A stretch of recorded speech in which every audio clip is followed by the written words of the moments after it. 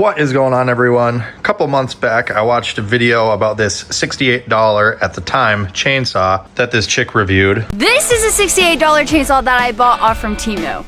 And so far, I am not impressed with it. And I thought it was a pretty good bang for the buck for what I saw. She had a few gripes with it, like the chain would still spin even with the safety engaged.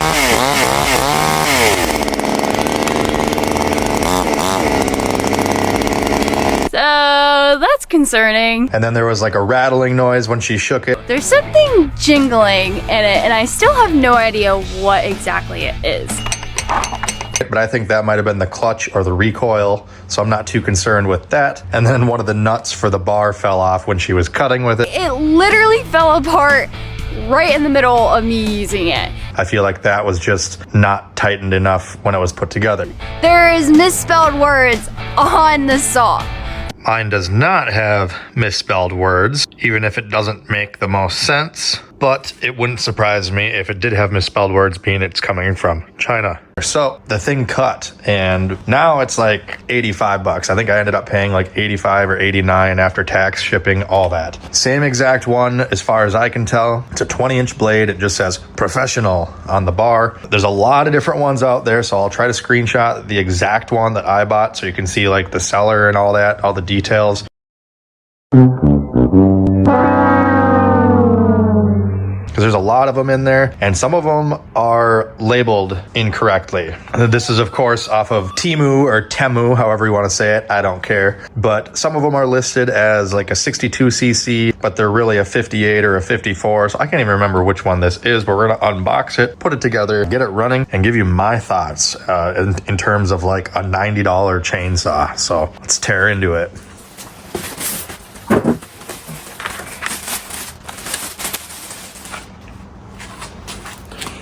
Chainsaw.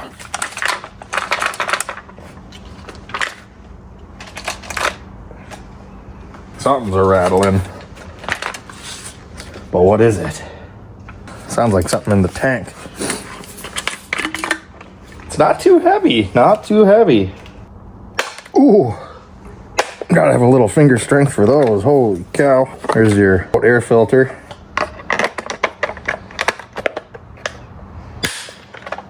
All right, let's see what else we got here.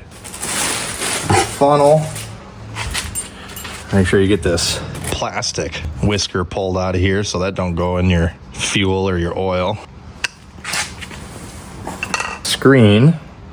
I assume that just goes down in the funnel. Yeah, okay. I don't know about using that. That thing hardly even fits. Oh, there we go. Press fit. Look at that. Fuel mixing bottle even. Comes with a chain guard, which is actually universal looking. You can actually cut it to length. Interesting. All the way up to a 20-inch, down to a 12. And here it is. Professional. Bar don't look bent. That's nice.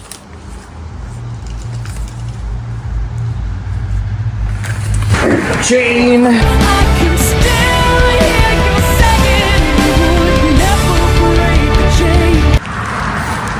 Chainsaw expert. Well, if you say so. If you say it's professional and expert, I mean, what more do you need at this point, huh? This is all you need. In case there's any lumberjack gurus here, here's your chain specs. What else we got here? Toolkit, and then even came with gloves. Look at that. Do they fit? Do they fit? Are they like Chinese finger trap? Stretch to fit? Ugh. Yeah, little snug, but you know, bongo hand. All right, well, let's get to putting this thing together. All right, after going stir crazy for a few minutes, I figured out what the noise is. It is the filter itself, the pickup for the fuel. You can see it. All right. There, just barely. I can't fit it out with my finger, but right there. That's what we're hearing rattle around. So now I can rest easy. I know it's just, yeah, there it is. Just the pickup filter. All good. So here it is. This is the 52cc. Here's your basic specs for it. Now, it gives you all this stuff telling you how to operate it and what to do and what not to do. and how to adjust it, but it doesn't tell you the mixing and all that, but it doesn't tell you how to put it together. So we're gonna figure that out. So one of the tools provided here, we'll be using the smaller end. Remove these two nuts. Then you'll want to pull this back to release the brake here to the drum. Remove that. And I'm gonna go ahead and just tighten down this Allen bolt. Just kind of make sure everything's snug, you know? Never know how things are put together nowadays, especially coming from Temu. All right, now we got this spiked doodad, and there's kind of like a smoother side and a more flat side, if you will. You'll see what I mean if you get this saw, but according to all the pictures I can find, it's gonna go with the smooth end up facing us with the saw like that. So it's gonna go boom, and then 2 Allen bolts that it came with. And that's gonna go right here.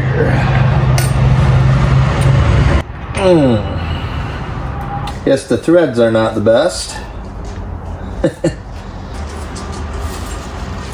Now, again, I'm no lumberjack, but if I was a betting man, I'm guessing this is to kind of catch the log to keep the saw from kicking up as you're cutting it. So yeah, those, you want the spikies kind of angled upwards, not downwards, according to the pictures anyways. Now we get to professionally untangle our freaking chain. And now for my next magic trick, I'm going to show you how to untangle your chain. So no matter how many, I don't know, I'm trying to get more in it now. There we go. I got like 4, 5. Just by kind of moving it around carefully. Obviously, it's got sharp edges to it, but you just kind of pull some of them open bit by bit. And eventually you're going to get down to where there's only 2 loops, and that's where you're almost home. All right, so I've got it down to 2. So what we're gonna do is lay this thing down now. All right, so you wanna try and get it like this. I've got them next to each other because it makes it a little easier. So the part of the chain here that crosses between the 2 is on the bottom side of the chain. See, it's underneath. So what you're gonna do is, once you got it like this, you're just gonna grab that center link and slowly work it further and further down. You're basically going to pull the top part of the chain over the bottom, and voila. Pretty nifty, huh, Hemi? So now we're going to take the chain, and if you look at it, you'll see the back end of this blade, not very sharp. Go to the other side, and you can see it's definitely more sharp. So the sharp part of the blade you want facing the tip of the bar. Make sure to get the chain in the grooves as you go down the bar. I recommend holding it just like this. So now you've got it on there. Again, looking at the top of the bar, the sharp part of the blade should be facing the tip. We're gonna keep tension down here with the one hand and slip it on over this if we can. And by the way, I think it was this brake clutch here that was jiggling in that other girl's video.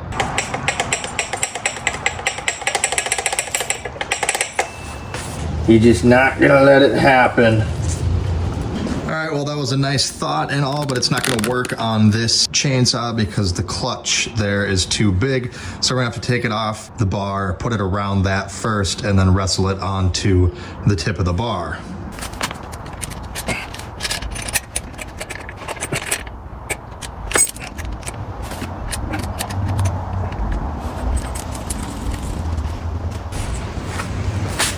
Oh, look how professional that looks.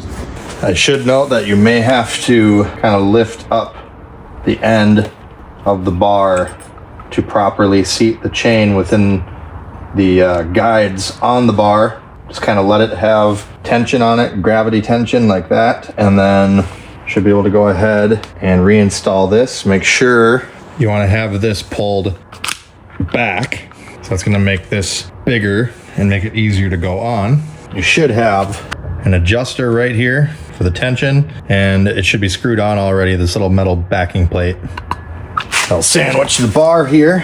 this little nubbin guy here, which is part of your tensioner, needs to go in this hole on the bottom. So it's kind of a lot of stuff to line up at once. And of course my chain came off. There we go.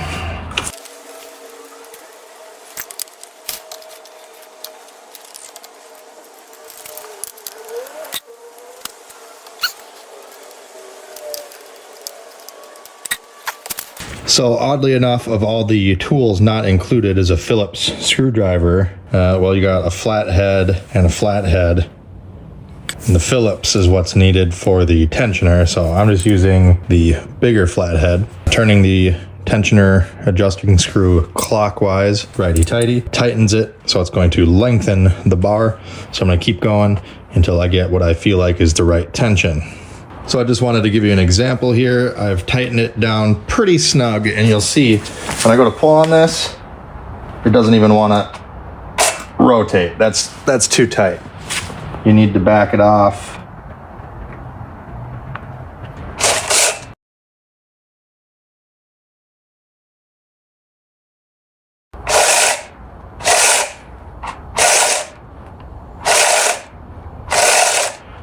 So once you've achieved a tension you think is good, go ahead and snug these up.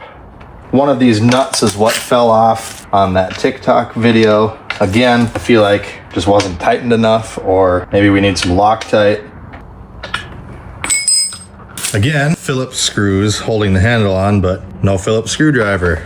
All right, so the instructions here say to use 20-to-1 mixture up to the first 20 hours of use, and then 25-to-1 after that. However, I was reading some of the reviews and some people were recommending 50-to-1 instead because it smokes so much on the 25-to-1. I already have some like 50-to-1 or 25-to-1, can't remember the exact ratio, for my Husqvarna gas leaf blower. So we're gonna pour that in there and see what it does.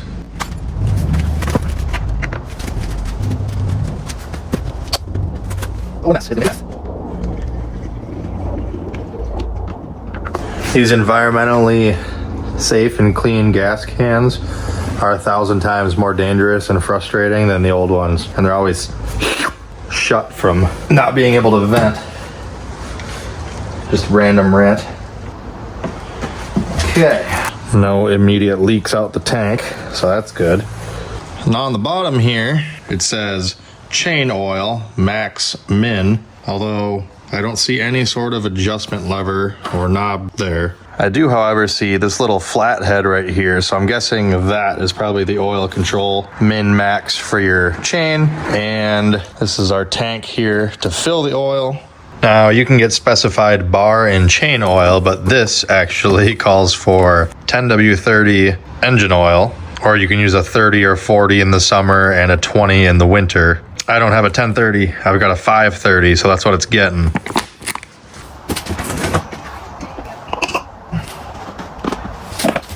Now this probably will fling around a little bit more since it's not bar and chain oil, which is a little thicker and stickier, and there's no dipstick on this, so I'm pretty much just gonna fill it almost all the way to the top. Just basically fill it.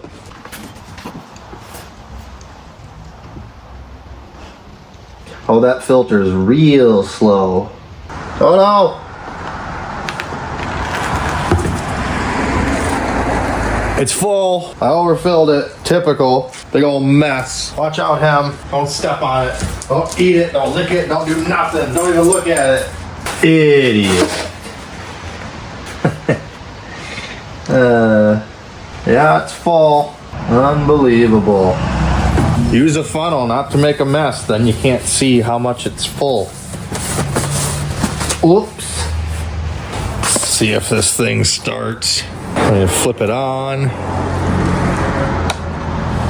Pull the choke out. Give her a couple pulls and see what happens.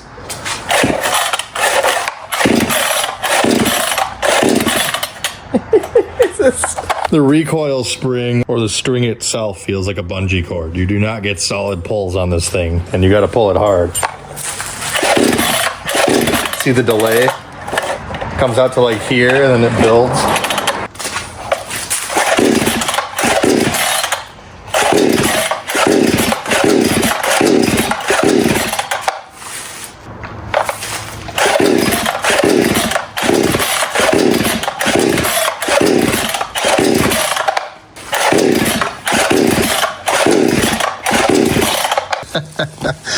wonder I can't get it started. While holding the saw unit securely on the ground, pull the starter rope vigorously. Okay, we'll try that.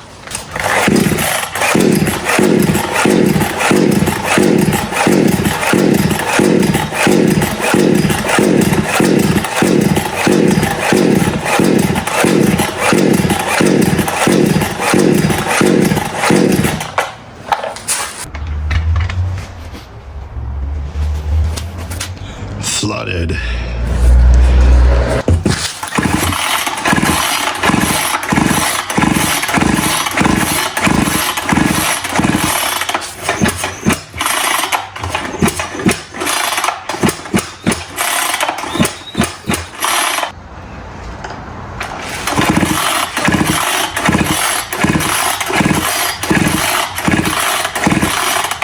Got spark.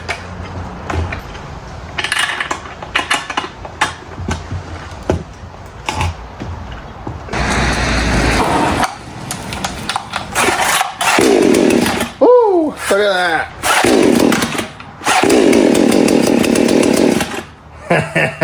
We're getting somewhere now. See, I'm learning the machine as I'm getting it going. Familiarize yourself with it. It's a rubber gasket. If you pull this off, make sure the hole in the gasket lines up with the hole on the filter. Washer. Wing nut. Tuck this tab in that slot, and then all right, let's see what we can do now. Ooh.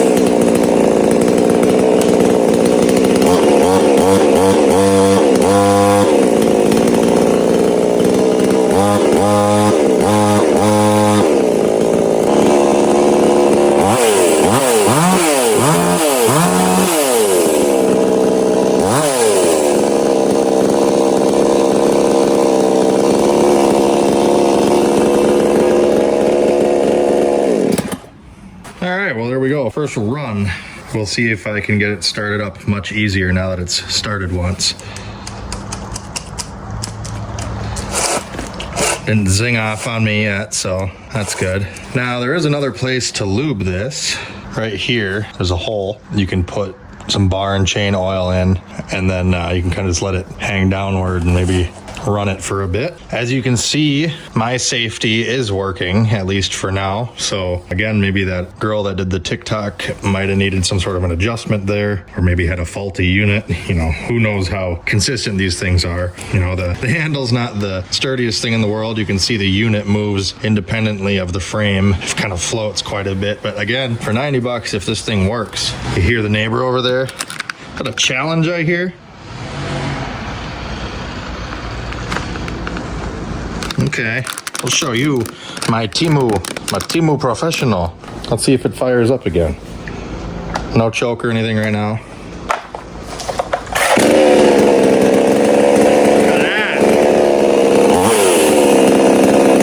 The chain looks like it's fairly oiled up already, so I'm actually going to turn down this oil pump on the bottom here. That's all the way minimum. I'll go back one click because I don't know if minimum is 0. So we want some. Just gonna have to monitor it. Don't forget to pack up your tool pouch once you're done with all the tools. Oh, hey, guess what? Oh, it's a file. Also comes with a little rat tail file that I missed there in the bag. All right, now since I see that, and I just so happen to have a decibel meter, let's go ahead and see what it idles at and then what full throttle is. I'll aim the exhaust towards it, but I'll be probably, I don't know, 6 feet away, because I think you're supposed to be a meter or 2 away to get an accurate reading with decibel readings. So let's see what it does.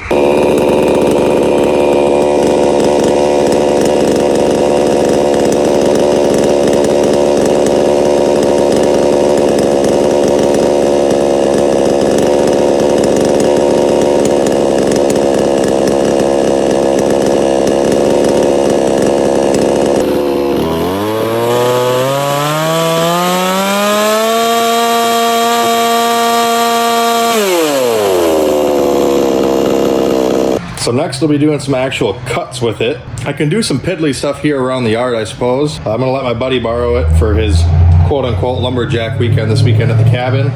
See what kind of damage he can do. But let's go see what kind of, we got some deadfall in the back and see if we can cut anything up.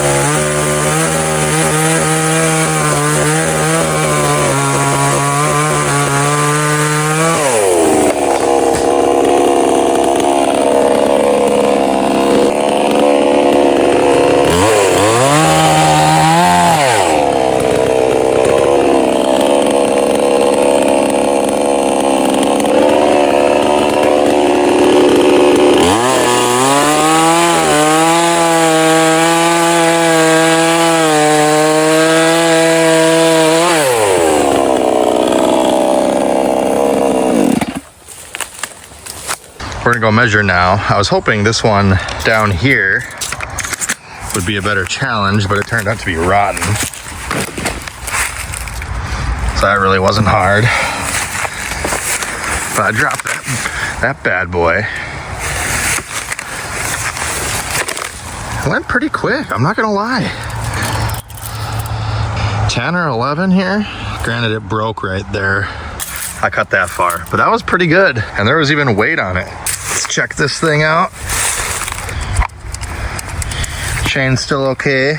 The only issue I have seen so far is that the seal for the oil plug isn't the greatest, so it might seep out. Maybe beneficial when you're transporting or storing for long periods of time to keep it on its side. I don't know if that's gonna flood the carburetor or not, or if anything's gonna leak out. You have to do a little bit of trial and error, so don't do that in like the trunk of your vehicle or anything where the carpet could possibly soak something up. Do a little bit of testing on your garage floor overnight or something.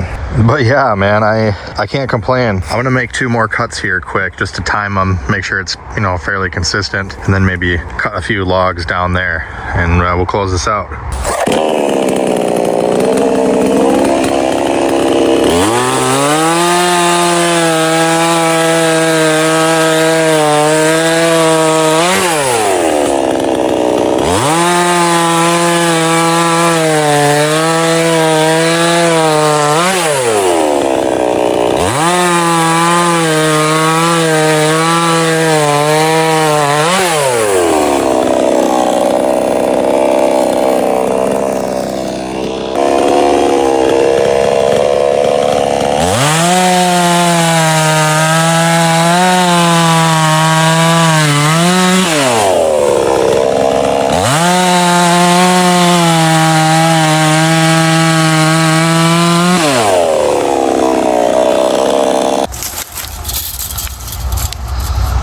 Couple more cuts here on this 9-incher. Yeah, guys, that's about all I can say. I mean, for like $86, I think it was, to my door, plus a little bit of oil, you know, a little bit of 2-stroke oil and gas, and then some bar and chain oil, or some engine oil in my case. Looks like the chain might be starting to stretch just a little bit now after probably, I don't know, 10 or 15 cuts. So I'll cinch that back up, and hopefully it maintains tension a little bit better after that first little bout of cuts. But yeah, again, not a professional lumberjack, just some dude that saw a chainsaw for pretty cheap and thought it might be a decent buy, and I think it is. So again, I'll post it down in the video description. The safety is pretty flimsy, you know, it's just plastic. And again, the saw itself floats a fair amount within the handle. But if you're being honest with what you're getting, you You know, if you're just trying to clear some deadfall in the backyard, or need a cheap saw for up at the cabin, or even a backup saw for your main saw, pretty good buy, I would say. Of course, as I'm making this video, somehow, even though I just bought this thing last week and I just got it today, it's already discontinued by the seller. So there's a lot of them that are very, very close looking, so I'll post a few of those down in the video description that you can chance it with if you like. Turned out pretty good for me, I would say. All right, everyone, we are back. It's been a couple days now and I wasn't able to make it, but my buddy brought this China saw up to their lumberjack weekend up at the cabin and made probably 300 cuts with it. He said all the trees were probably in like averaging in like the 8-inch diameter. There were some bigger and smaller, so anywhere between 6 and 12-inch diameter. He said at least 200 to 300 cuts, and he said that it actually had good power for what it is. Didn't have any problems with it. He said they did a lot of sideways cutting with it, and thanks to the that clunking noise that we found earlier in the video, the fuel suction hose that just has the filter on it, it just falls to wherever gravity makes it fall. So it can run in any position. Again, barring the chintzy stuff, like it feels kind of like a bungee cord on the recoil. And I think they did that on purpose because when you get to a certain point, then it releases all of the energy and it's easier to start for people that can't pull as hard. It's just not something that someone like me who's used to just a normal stiff recoil, I'm just not used to it. But you know, you got that. This is obviously not the highest quality, and then like this lockout piece here that has a lot of play, and then your choke looks like a golf tee. Don't want to snap that off. But I mean, as long as you're mindful, you know, what what this thing is and how much it was, and you don't just throw it around, it works pretty good. Air filter, little bit of dirt on there or sawdust, nothing too terrible, not too shabby. He did say, and again, this is probably because of the size of the engine, 52cc. It's not monster by any means, but they were also running like a 16 or 18-inch Husky saw, and he said that this thing, granted, I'm sure that one isn't rated as high, but he said this thing blew that out of the water in terms of power. But he said it was thirsty in terms of gas and bar oil. I think they said they went through 2 or 3 tanks of bar oil, and I'm not sure if it's just the size of the fuel tank, but that had to be topped off quite a few times as well. So just keep that in mind. You are going to want to have adequate fuel and oil supply. As I figured, the chintzy adjustable multi-length cut to size guard for the blade isn't holding up the greatest, but it's really thin.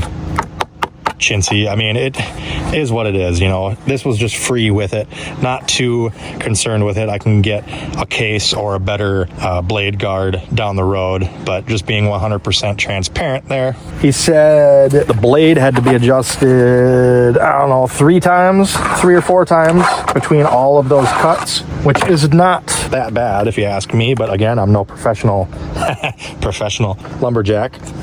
Blades definitely aren't as sharp as brand new, but obviously, because it's been put through work, it's still throwing decent chunks, not straight up sawdust. He said it was still cutting good, so even the chain is still holding up all right, several hundred cuts later. It has not been fired up today yet, so I'm gonna go ahead and grab the choke out. Let's see if I can get her fired up here. Helps if you have the switch on. Professional.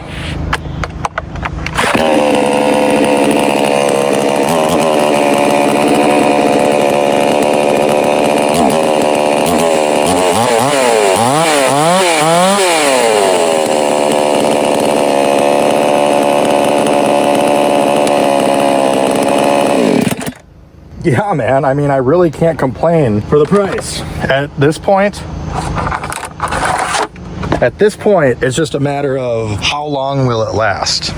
But I mean, I suspect as long as you maintain a decent ratio of 2-stroke gas, you don't run it dry on oil and gas, I mean, it may or may not make it as long as a Steel or a Husky, but even if it makes it half that or 3/4 that for a quarter of the price, I mean, I was looking for a 20-inch Steel. They all start at like $450. So 90 some dollars to my door, 300 cuts later, 350 cuts probably with what I put on it, and she's still running strong. So that's more than enough for what what I need to use it for. Obviously, if you're a professional, you're probably looking at something more heavy duty, reliable name brand. But again, just for an at-home saw or a backup saw, pretty good buy here. Hopefully everyone has the same experience and I didn't just get lucky here. So that's gonna do it for the professional Temu 20-inch chainsaw. Again, the exact one I bought is already not listed anymore for sale on Temu, but I will list the carbon copy of it and several others that are probably the same thing with just different colored plastics and different name brands sold by different people.